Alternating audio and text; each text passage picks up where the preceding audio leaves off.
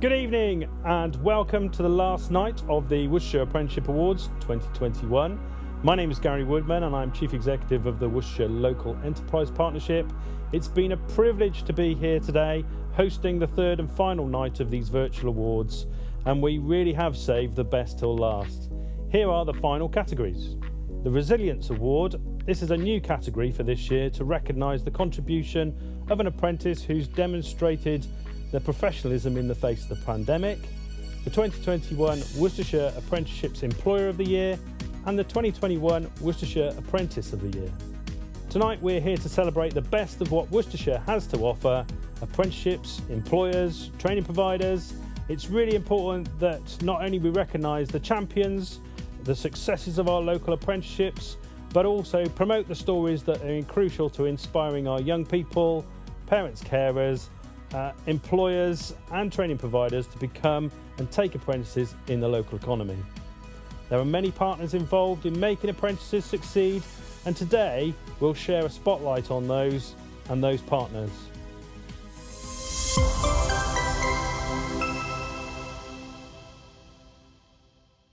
Joining me now on stage to discuss the training provision across the county in more depth are Judy Chadwick, the Skills and Investment Group Manager at Worcestershire County Council, and the Director of Skills at the Worcestershire Local Enterprise Partnership, Kim Cook, the Managing Director of Worcestershire Training Providers Association and the Manager of Worcestershire Apprenticeships, and Deryn Quent, the Managing Director of the Development Manager. So, Judy, Worcestershire has a wealth of apprenticeship provision. Can you tell us a bit more about it? Absolutely. Worcestershire is a county that's full of apprentice providers. We have apprenticeship provision within our further education, higher education and independent sector. There's an offer for everything. So we can provide apprenticeships even from kind of the starting level at level 2 at the intermediate level in subjects such as a business administration, digital support, etc., all the way through to kind of higher education and degree level in specialist topics. We're even now able to offer nursing associate training through the University of Worcester. What's really nice as well is our providers are really dedicated, so they really want to get that provision right for not only our young people but also our employer needs, so they're able to, as much as possible, tailor their provision to make it appropriate for our employers. So whatever you perhaps aspire to do or think you might be interested in, it's here available locally. Yeah, absolutely. It's worth having a conversation. I mean, always, absolutely, we'd encourage employers to come through to Worcestershire Apprenticeships and have that conversation, because if we're not able to provide it locally, then we'll certainly look regionally and beyond to find that provision. And Kim, that kind of careers advice in the schools, how does that play out? Because obviously lots of people perhaps think of the traditional careers and not the wide span that we've got in the county. Yeah, I think it's just raising awareness with young people about the opportunities you actually have got in Worcestershire, because with apprenticeships in particular, there's over 1,500 different job roles available in apprenticeships, and I think it's getting that message into schools that there is pretty much an apprenticeship for every job role now. Yeah, and even during the pandemic, has that been the case that the providers have kept providing? Yeah, I mean, what we found is that most of the apprentices were really well looked after. So what tended to happen, the training providers flipped their provision really quickly. So they looked at what was needed, and a lot of apprentices were working at home. There were hardly any on furlough. There was hardly any made redundant. So the apprentices went into home working, and then all the training was flipped to like e-learning and virtual classrooms. Most of the apprentices were allocated a mentor to work with them one-to-one. So apprenticeships continued, not in the environment we're used to where they're doing the practical in a centre, but it was sort of adapted. So the theory side of the apprenticeship was brought forward and the practical side was pushed back. And then when people could get back into the workplace, the practical side continued. So yeah, apprentices did really well, And Deryn, from your side, being the provider, what sort of support did you put in for the young people on apprenticeships locally? So in digital industries, there were two main issues. Number one, people got very busy as apprentices because there was a lot of demand for their work. And number two, people were sort of in a furlough situation where they couldn't deliver on the practical work experience. So what we did, using digital learning techniques. We put on a lot of knowledge study and a lot of sort of theoretical work for those that needed it most, and also seeded on that a little bit in order to gather the practical experience evidence in an e-portfolio of the people that were very busy. So we always deliver on an individual learning plan, so we just adapted according to the needs of the context, really. Yeah. And Judy, then the employers out there that we're talking to, have they valued that apprenticeship support? Oh yeah, absolutely. I think, during the pandemic particularly, a number of employers were just busy doing their day-to-day business. So actually the fact that our apprenticeship providers were able to kind of offer that mentoring, offer that sort of day-to-day management was really beneficial for them. And it was interesting, we actually had apprentices complete their apprenticeship during the pandemic. Many actually finished them, and in areas like the NHS, for example, apprentices really were valued and worked really hard alongside their colleagues. And the awards at this time, Kim, is really to recognise that fact that those young people have been really resilient, really working hard, despite everything. And I suppose that's full to their credit. And actually, normally we do these awards and they're sort of jam-packed. But has it been jam-packed with entries this time round? Yeah, it's been really, really busy, and we've seen a much higher standard as well, and a real wide variety of sectors, which has been really interesting. The Resilience Award, we used an odds about doing that, but we had loads of applicants, and it was really, really quite heart-wrenching to read some of them. Apprentices really went above and beyond during this pandemic. And, they wouldn't have been able to do it without the support of the training providers, the college, the university. So it's Darren, worked. from the employers that you work with, how do you think that they've kind of coped through this period as well? It's been funny times. So, as I say, some people have got very busy, funnily enough, in the digital sector, but others have been cautious, obviously, particularly in new recruits. And so there's I think, it's time now to get plucky again for the sector, I think, and to start bringing people in. But yeah, understandable caution in some cases. Great. So certainly the awards tonight are really a celebration of both employers, training providers and young people really working hard through this difficult period. Mm-hmm. So Darren, every business survey that we do or read into, digital skills come out as in really high demand across the county. What role does apprenticeships play in this? Okay, so yeah, it's absolutely true. Digital is in growth, and there are two ways of understanding digital industries, really. Number one, there's the sector per se, which is in massive growth, huge growth, and they're obviously looking for network engineers with an interest in cybersecurity or IT technicians, software developers, testers, trades like that. But there's also other types of trades where people can come in a career entry way. So there's kind of digital support technician and data analyst or data technician that can come through and be recruited in those areas. And then also there are degree apprenticeships which turn the technician into the solutions professional, and they actually ask them to think in a very different way. We talk about the T-shaped professional, so think about apprenticeships in a very different way, not just focusing on your I-shaped niche, but understanding a broader understanding of how technology works so that you can provide a solution to clients internally or externally. And so that young person can really grow in the role, grow in the business. 100%. And an issue we have is the word apprenticeship sometimes gives the wrong impression of what this is. What it is essentially is a mentored work experience process in a new trade towards a new standard with the external coaching to make sure that there's a good breadth of coverage of skills to sufficient depth. And the problem is that mechanism is not only a career entry mechanism taking on new recruits, but it's also a career advance mechanism for the already employed. To all companies are needing to think about digital transformation, not just the digital sector itself, but digital is a golden thread across all organisations where we're thinking about digital solutions that we need as organisations. And so apprenticeships are a really useful way of making that happen as they can go up through the different levels. And so it's not just about recruiting, it's about 95% of people who are employed this year who are employed next year, I beg your pardon, are employed this year. Yeah. So we're not going to solve the digital skills gap by only using apprenticeships as a mechanism for recruits. We have to use them as a mechanism for reskilling the existing workforce. And the advantage of that to employer is they're retaining good people and reskilling them in such a way that they're increasingly useful for the organisation as they digitally transform. And Judy, that's really important for every employer and every sector, really, because the pandemic's taught us anything is digital skills are fundamental to every sector now. Yeah, absolutely. And I think, I mentioned on Tuesday that, 1 in 3 people in our workforce is over 50. So absolutely, we need to look at young talent coming in. We need to create our future workforce, and apprenticeships is just one of the mechanisms that we can use to do that. But highlighting Darren's point, I think it's absolutely key that we look at people within our workforce, the skills that they don't have, and whether apprenticeships can be a vehicle for them to transform their skills. Go on, Derek. Can I make another relevant point to this?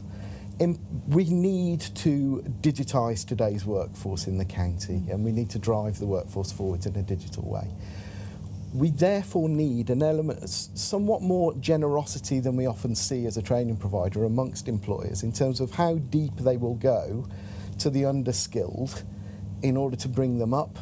So whilst we have apprenticeship journeys for infrastructure technicians, network engineers and software developers, there are lower level career entry positions which start from much less competence at the starting point. So for digital support technicians, software support technicians, they're often called technician these trades, data technician.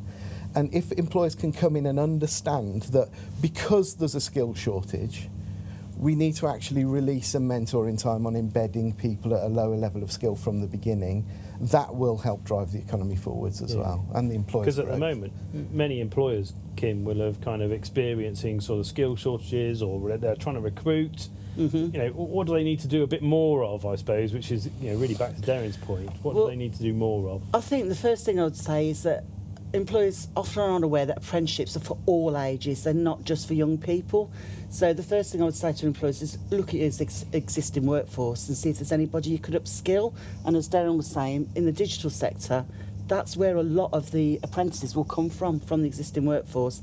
But also I think it's about looking where your skills gaps are and looking what you need to fill them, planning ahead. We've mentioned about ageing workforce, so it's looking, could an apprenticeship plug that gap? Is there a need for that job in your organisation? Look at your existing workforce and then look at employing new apprentices, any age. I think that's the key. And we need to challenge the idea that an apprenticeship is somehow lesser than a job. An apprenticeship is a job with an employer agreement, a learning plan individualised towards a standard, a mentor, a coach. It's quite it's better than a job, because it's a job where you're actually progressing your career. So we mustn't allow that beautiful word to be misinterpreted as being only for the new employees. Yeah. And employers, they need to sell this. Yeah, absolutely. They need to sell it to their workforce. Asking someone to do their job and then take on training over and above in their life is quite difficult. But if they can show them that will progress their career and therefore their salary expectations, I think a lot of people will be sold on that. But the fact that their employer is willing to invest in them and to pay for that qualification has also got to be seen as really beneficial. So these are really unpicking some of the really hard decisions, but the decisions of not just I'm going to do an apprenticeship from a young person's point of view or a parent or carer, but also from an employer's point of view. We need to sell this as a great opportunity, which often it is. And hence, while we're in the economy that we're in, where lots of vacancies, we really need to think about how do we attract people into these roles that then have the opportunity to pay well and be fruitful careers. You don't have to stay with the same employer all the way through your career. We want them to. And Very importantly. a high percentage of them do. Yeah, and 95% of people who pass with us stay for with a their year or so employer. beyond. But also, young people will change jobs on average every 4 years. So, the message we try and give to young people is it's hard making that career choice when you're 16, but actually that's not going to be the job for the rest of your life. You've got to get into that employability work environment to gain those skills to get your career path. You've got to start somewhere. And back to if somebody's happy at work, they generally stay and enjoy it. And the degree apprenticeship is a sensible retention strategy because it steps up the level and keeps people faithful. Yeah. definitely. So, Judy, what would you say when it comes to the sort of hard work that the county council, the local enterprise partnership and the training providers are putting into Worcestershire Apprenticeships? I mean, it's very much a partnership. None of us do it alone. It's not us sitting in a darkened room planning how we move apprenticeships forward. It's very much something we all have to sit down and kind of plan and do together. And we work with our employers as well. It's not just the training providers. Without employers, we can't offer apprenticeships. So together, we can build our workforce of tomorrow through apprenticeships. Thank you to Judy, Kim and Darren for joining me this evening, sharing their experiences and discussing a number of issues. It's never been a better time to think about apprenticeships, whether you're an employer, whether you're thinking about changing career or just growing in your career path. Now's the time to have a look at the vacancies at Worcestershire Apprenticeships. Please turn our attention now to the first award of the evening. Making its debut tonight is the Resilience Award, a unique award for 2021. It's an award for special recognition of those individuals who've gone over and above, not just with their employment, but also within their communities, and particularly during this challenging last 18 months.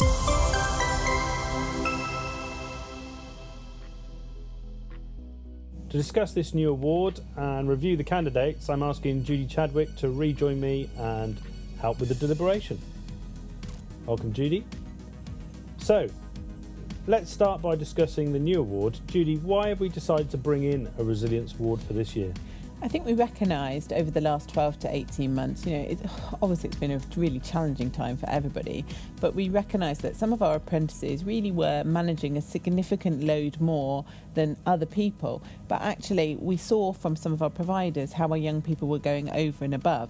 And they weren't necessarily just going over and above in their employment to support their employer in this difficult time. They were also going over and above in their communities. Okay. And in terms of that's fantastic in terms of just developing those people in terms of their contribution to Worcestershire in their work life and in their community, and that's fantastic. But how sort of challenging was it to kind of judge that bit of the awards? Because that sounds really difficult. Yeah, it was really difficult. We actually had more nominations for the Resilience Award than anything else, which I think shows how much employers wanted to recognise those young people. What was really difficult in the judging was actually all of them deserved to win. There wasn't one nomination where we sort of thought, oh, they all deserve to win. So, really, I think at this point we'd like to recognise every single apprentice and say, well done for the contributions that you've made over the last 12 to 18 months, because they have clearly been very significant, and we've seen that in the nominations.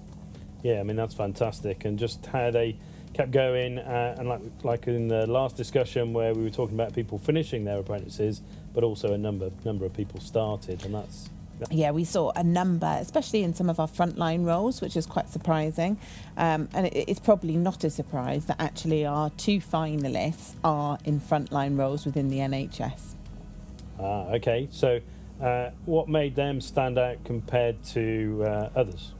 I think, every single person that had been nominated had not just sort of challenges within their roles, but also within their personal circumstances. But these two particularly shone out as shining stars.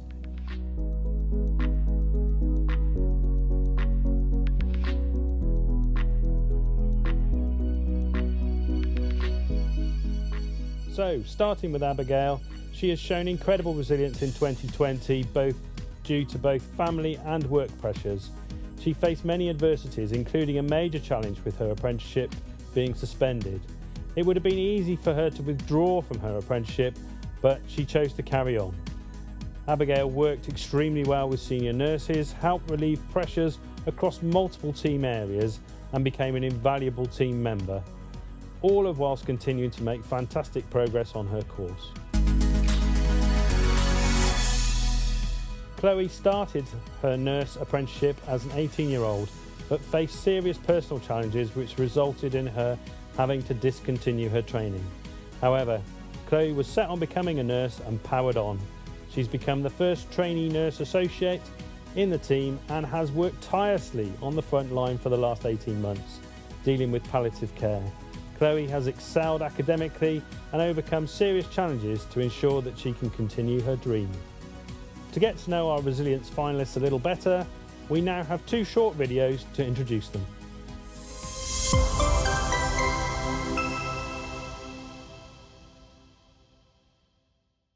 Abby is the senior of 5 administrators supporting the work of the integrated safeguarding team. Her work is very varied, from data inputting into the electronic patient record systems, searching across many databases to identify victims of abuse from call logs, and managing meetings, sorting out times, papers, taking the notes of those meetings, ensuring that distribution takes place. She's also responsible for ensuring that all the other administrators are supported in their work, that work is managed, distributed, and that any build-up of work has a plan to address it. The team works very collaboratively, and in her role as a senior administrator, Abby has worked very closely with the nurses to look at our processes, standard operating procedures, to make sure that where administrators can take the burden from nurses, they do so, and to streamline all our processes as much as possible. Back in March 2020, the team moved swiftly from being office-based to home working, and Abby was instrumental in ensuring that all the team, particularly the administrators, had the IT equipment, but also simple things like chairs, to ensure that they could work safely and effectively from home. Undertaking the apprenticeship has allowed Abby to have a very structured way of developing her skills within the team. She's undertaken audit work to demonstrate that processes that have been put in place actually are working effectively. The training has also given her additional skills to be supporting the other administrators as well as the whole team. It's been a pleasure and a privilege to watch her continue to grow despite having many pressures within her home life. And it is the resilience that she has shown with the support from her colleagues that means that tonight she is one of the shortlisted candidates for the Resilience Awards. My role as a registered nursing associate working in the community is to provide care to individuals living with a wide variety of complex health conditions within their own homes. I provide support with activities of daily living, administer medication, manage chronic wounds, and provide end-of-life care. I work within a large multidisciplinary team including occupational therapists, physiotherapists, registered nurses and GPs to ensure that the patient's wishes are upheld, enabling them to remain at home and prevent hospital admissions. Completing this apprenticeship has improved my communication skills, giving me the confidence to communicate with a wider multidisciplinary team and act as an advocate for patients.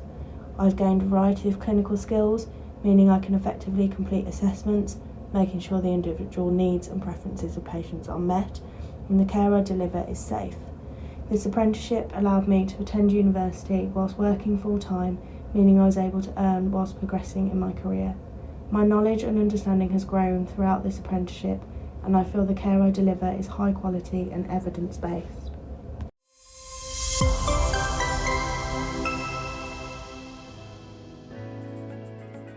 Here to announce the winner of the 2021 Resilience Award is the Managing Director of the Worcestershire Training Providers Association and the Manager of Worcestershire Apprenticeships, Kim Cook.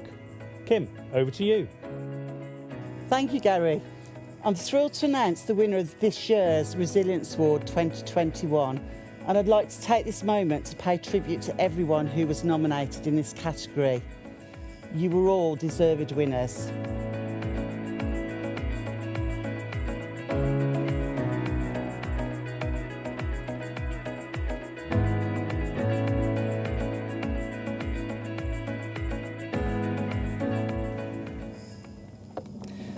So the winner is, very exciting, Chloe Harris.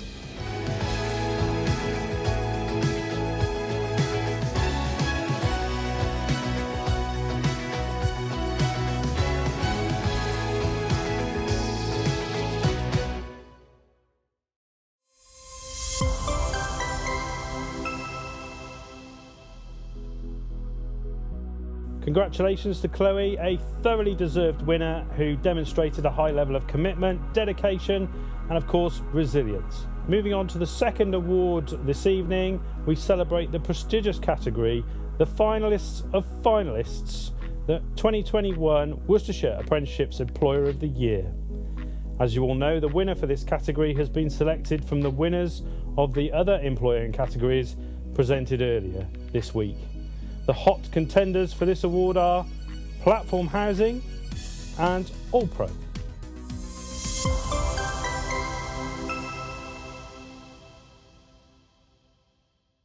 We aim to give our apprentices the skills, behaviours, experience and the confidence to understand their individual purpose and to go out and make our communities a better place.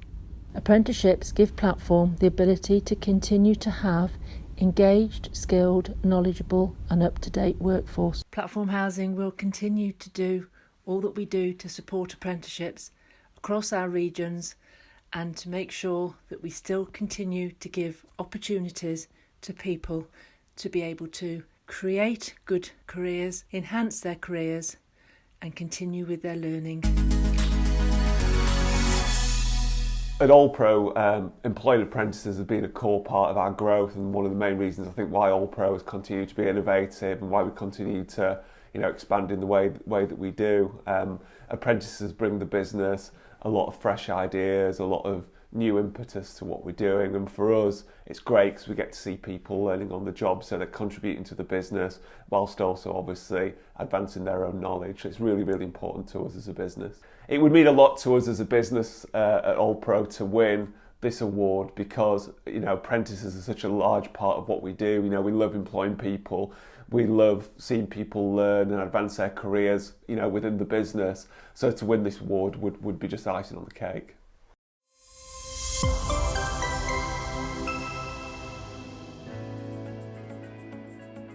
Now that we've heard what it means to win this category from our two fantastic finalists, here to present the award for the Worcestershire Apprenticeship Employer of the Year is Michelle Wood.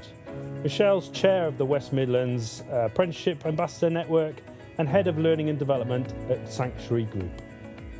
I'm delighted to be back with you tonight to announce the winner of the Worcestershire Apprenticeships Employer of the Year. And the winner is Platform Housing.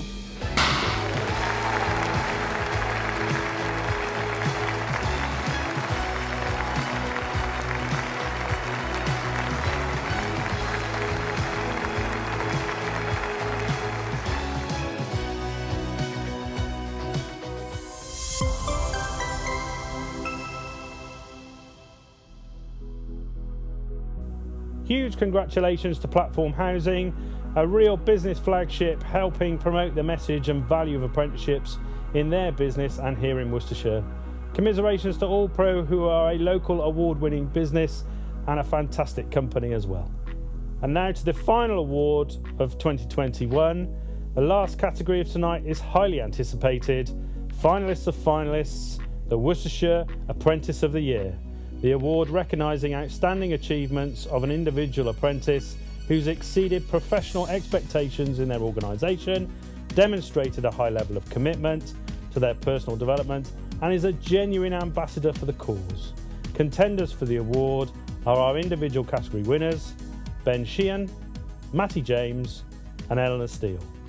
It is fantastic to recognise so many individuals and their apprenticeship journey.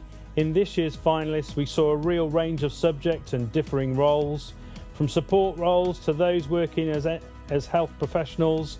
The finalists also demonstrate the mix of provision across the county, from higher education, further education and independent training providers, which are so crucial to the delivery of our future workforce for the county. Let's see what it could mean for our finalists to win.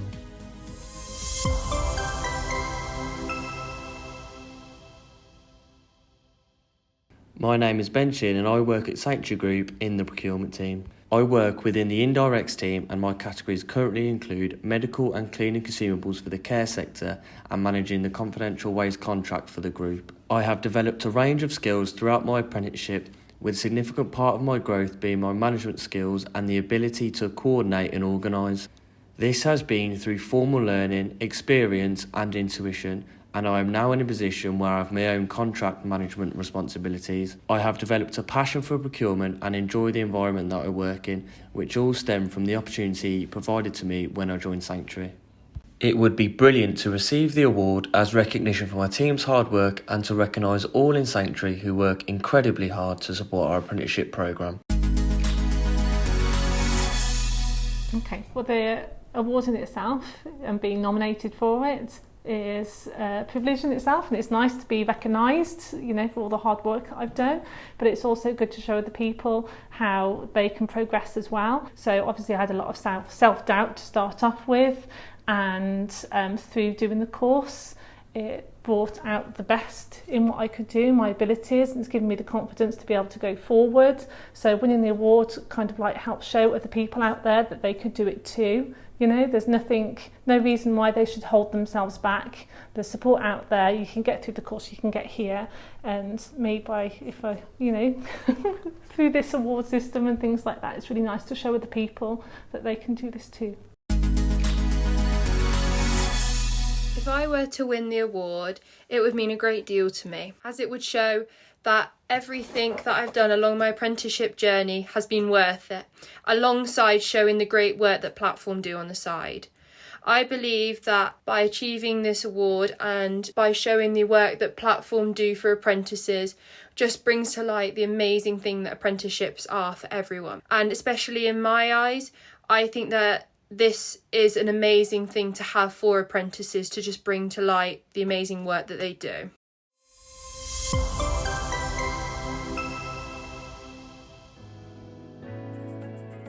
Now to the grand finale. Time to reveal the winner of the Worcestershire Apprentice of the Year. For this, I'd like to welcome back our host from the first awards night, Strategic Director of People at the Worcestershire County Council, Paula Furnival. And the winner of the 2021 Worcestershire Apprentice of the Year is Eleanor Steele.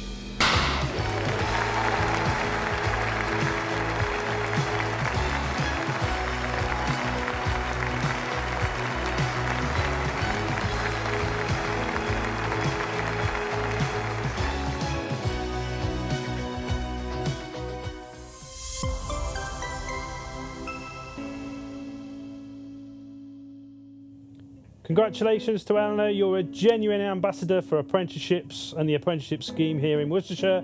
What a wonderful accomplishment. Well done to all the winners and the finalists. I wish you all continued success in the future. Congratulations to all who entered because it's a real achievement. Ladies and gentlemen, that officially concludes the 2021 Worcestershire Apprenticeship Awards. I think the past three nights have been a real success with a showcase and the dedication that comes through from all the partners working together. From my perspective, it's been a pleasure and I really welcome these awards at this time. Thank you to all the guests who've joined us, contributed to making these special virtual awards, and therefore thanks to my fellow judges who helped decide on the winners, the overwhelming number of entries, which was at a high standard as per usual, like every year. But finally, I'd like to thank the team behind the awards, the partners who make this a success. Thank you for watching, and hopefully in 2022 I hope to see you in person to celebrate another great evening's success. Thank you.